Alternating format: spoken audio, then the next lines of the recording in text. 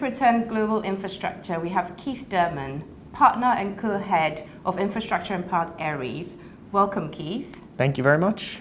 So Keith, what is the global outlook for energy? Well, I think the global outlook for energy is very positive, but not uncomplicated. The world has an insatiable demand for energy. There's a remarkable correlation and connection between quality of life and availability of inexpensive energy. And so people and consumers demand more energy, but it's not uncomplicated because we have a desire in this world to decarbonize. And so that means moving away from fossil fuels towards lower carbon and cleaner forms of energy. And on that point, will fossil fuels continue to play a role in the global energy market? They certainly will. Coal is having a significantly diminished role, especially in Europe and the United States. Today, natural gas, which is cheap and abundant in the United States because of the shale revolution, is providing more fuel for electricity than any other form of energy.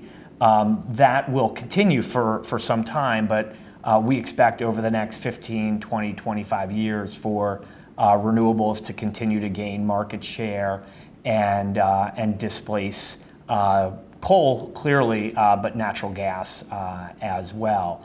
The beauty of natural gas today is that it's a very flexible fuel with a relatively low carbon profile that can help balance the renewables. So it fills in the gaps. It's very flexible. You can turn it on and off, but when the wind isn't blowing or the sun isn't shining, it can keep the lights on. So delving into renewables a bit more, where do you see the renewables section going? It's going everywhere. So renewables have become clearly the preferred resource in the United States and abroad. It is now today really the cheapest form of electricity generation. It's really remarkable how far it's come. Wind and solar are less expensive, or at a minimum cost competitive with natural gas generation. Solar especially is scalable. So when you ask the question, where's it going? And I say everywhere. It's not exactly tongue-in-cheek. I sort of mean that literally. You can put solar sort of anywhere and everywhere and produce electricity. So renewable is going to continue to grow, gain market share. We're seeing that in the United States, and we're seeing that globally. And where do you see some of the key challenges and opportunities in energy going forward?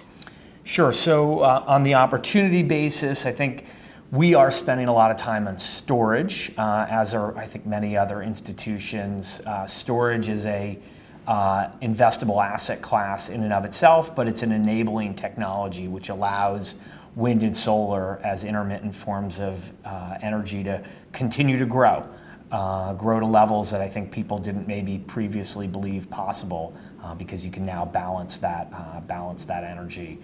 We see opportunities in areas like energy efficiency, electric vehicle infrastructure, of course, renewable energy, all of the areas where that help drive the decarbonization of the sector. Many people call this the energy transition. As far as the risks, we like to avoid technology risk, and I think you also have to manage some of the market exposure in your transactions. And most importantly of all, who do you think is going to win the World Series? Well, it's definitely going to be the New York Yankees. They have a great lineup. They're hitting more home runs than any team has ever hit. Here in London, I think people got to see them beat up on the Boston Red Sox, and I'm quite confident we will win our 28th World Series in October. Keith, it's been a pleasure having you with us. Thank you. Pleasure was mine. Thank you.